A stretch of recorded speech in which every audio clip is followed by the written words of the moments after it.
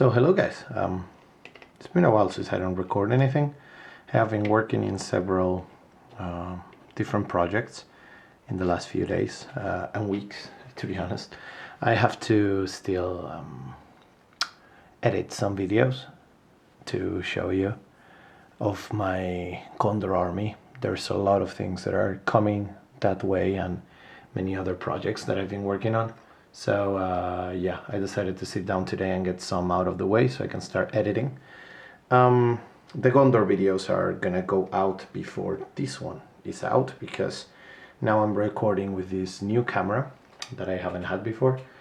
It was my wife's that had it. I'm gonna plug the phone. Yeah. So basically what we're gonna be doing here is go again over some proxies that I have got from two different places and some secondhand miniatures that I have got to restore, because I think that's going to be a trend in this channel now. I really enjoy the process of having to restore things that were not, in shape anymore. And I'll show you now. You might remember the Axemen of Lossarnach that I made with my Perry Miniatures foot knights, like the one I have here. I wanted to get a real, not a real, but something that will stand out for real for Forlong. And I, again, went into the proxy market to get a proxy for Forlong that will work out well, because the one I had before, it was a good placeholder, but I think I needed something that could stand out a little more. So, navigating through the webpage of proxies that I told you before, the TCW miniatures in Etsy, I found this guy that is meant to be the proxy for Forlong the Fat. So you can see it has the horn like it's meant to have, with a spear, very distinctive, long beard, and I liked it a lot. So I said, hey, I want to get this dude. But of course, Forlong has an option to be on horse. And what happened then is that I saw that in the same package, they send you this. And I was like, hey, that looks very good. Just the same miniature in a dynamic pose, leader, with the horn, all the same details. I said, hey, this is great, I can get them. What was my surprise when I saw that it was actually cheaper in proportion for me to get also the troops. So I got a few of them. The pack, I think it was of 11, no, a pack of 8 I believe, or 7, I don't remember, because right now I don't know if I have all of them in the desk with me. So I got some of these guys. You see they're also 3D printed, and I have painted them. This one I love, for example, the redhead beard that I gave him. So they're super nice. It's better if I just show them to you once with all together, like I always do. I'll record some images of them later. I'm just checking if I'm not forgetting anymore. I was actually looking at this tray from my display because I'm trying to magnetize all of the bases so I have them secure. Yeah, so basically I just got these guys and I'm amazed by them. The conversion of Forlong that I took, the one I made before, I actually redid it with some leftover pieces from here. So I just gave him this pose and this new helmet and this new spear. Let's see if this focuses. Yeah. So he's a bit aura farming there. I don't know, I like him a lot too. So now I have a real command option for my Axemen, which I love. The only downside about these guys is that the resin, again, is super brittle. I don't know how many times I have, if I drop them, since they're not heavy at all. They're super light, and that makes them that you can lose control of them, and if you drop one of them, it's gonna break. I don't know how many times I had to fix ankles breaking, knees breaking, spears breaking. This one, for example, doesn't even have the tip of the spear axe anymore. That was the camera. Yeah, there it is. So yeah, that's the only downside. But otherwise, quality-wise, detail-wise, these miniatures are amazing. And they blend in very well once I put them all together. Very, very happy for the quality and the detail and everything. Again, maybe with another kind of resin that will be more durable. I'm not sure. I haven't done that myself. But hopefully with the years of technology, that can maybe be fixed. And it will allow us to have this such high detail with a bit more durability for impacts and stuff, because otherwise it feels that at the moment you drop them from this high to the table, they will break, like it has happened to me a couple times. Which leads me to the second part of what I wanted to talk about.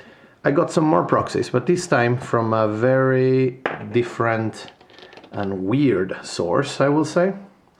These guys were from Etsy, and I was the other day on Temu. Temu, of course, I know is, everybody has their own opinion, which I understand. I just wanted to try how it was a few months ago, and I bought some things. And for me, for example, when it comes to buy flocks and stuff for my basing, they actually work very well. They're actually the same ones that Army Painter has. Like, I don't know how it's done, but I've got things from there and I've been happy with them. I got a stand for my Vallejo paints that you might grasp to see there at the end, but probably not quite. I crossed paths with these guys that I'm going to show you now, that I'm going to use as part of my Rohan army. I was just curious to see how they will blend in, how they will paint, if they were too big, too small, if they were bad quality, good quality, if they will break or not. And to be honest with you, they do look very well. Like if I just put them in front of you now, you're gonna see that the sculpting is very nice, the poses are very dynamic, and actually there's something that distinguishes them from the ones I just showed you, is that the resin is actually very tough. So it doesn't just break easily. And as you can see there, they make a little nice troop of 12 guys that I have painted in Rohan style, and I'm very happy with them. When I put them together with the normal Rohan soldiers, like the one I have there, you barely see a difference. Of course, these ones are standing tall because they come with a base built in, but once you put them side to side, like in the same positions, they are not bigger. Scale is a bit different in some things, but they blend in pretty well. So I'm very happy with them too. They were very cheap. That's why I wanted to try them out, because we are on a budget here all the time. So it was important to try. I don't think I'm gonna be buying more, to be honest, because I didn't see any more miniatures like this anywhere. But I think that for what the purpose of these guys has been fulfilled. Having able to try color schemes for Rohan. I'm gonna get some Rohan warriors on the way soon, so that are already on the way here, but we'll get to that eventually. And yeah, I thought it was important for me to see them and to try them out. They are very nice. I like them a lot. Which leads me to the third part. That is that then I went into Vinted. And for some reason, Vinted has a bunch of secondhand miniatures that I can buy from Sweden, but most of them come from Poland for a reason. I don't know why. I've seen some other pages in Sweden that have more market of this, so that might be why. And buying from Poland, I managed to get my hands on a Gandalf of Khazad-dûm that I have painted already. This guy was broken on the sword, and the base was not very good, so I gave him a new base, gave him a new sword, repainted him perfectly, and I am very happy with how he looks. Besides him, I got a Gandalf the White, whose staff was broken and the base was very unstable. So what I did is to give him a Gondor shield on the floor, made with green stuff, and made him a base with some green stuff too, to make him look taller among the ranks. And I am very happy with how it turned out. It was pretty challenging to paint, because at the end of the day, painting a whole miniature that is almost going to be whole white is not easy. But I'm very happy with how it ended up, the shading, the different kind of white that you're going to see in in the images later. And I also got this version on horse, which I love too. There was a problem with this one. The staff was broken, so I had to put it in place. And Shadowfax had a broken foot and had some other places that were broken, so I had to make this scenery base with a rock and a Dolambroth Knight on the bottom that are really there to hide the fact that it was broken. But it gives it a lot of stability, now that it's all dry and in place, and I really love how it looks, like he's just parading through a battle, and it looks very, very nice. Again, same color scheme as the other Gandalf, I painted them together. And it leads me to the third thing, to the fourth and last, sorry, which is a miniature that I've been wanting to convert for a while. I got a metal Faramir, that the typical Ranger metal Faramir, but I had this one from the Ballad of Osgiliath that I will show you, that I already showed you in the Gondor videos. So I said, hey, I don't need another Ranger Faramir. I could use something else instead, and that was exactly what I did. So I took that Ranger Faramir, removed the bow and the arrows from the back, and just turned him into a Knight Faramir with a shield and a sword, painted in the same colors as my Minas Tirith warriors. Gave him a base to be standing on, some sprugu pieces and stuff, so he looks like a log of wood. And he's standing tall over the troops, and I think it looks pretty nice. The shield was made with green stuff. There was no major conversions in this one, just removed this, fixed the cloak, gave him a shield, done.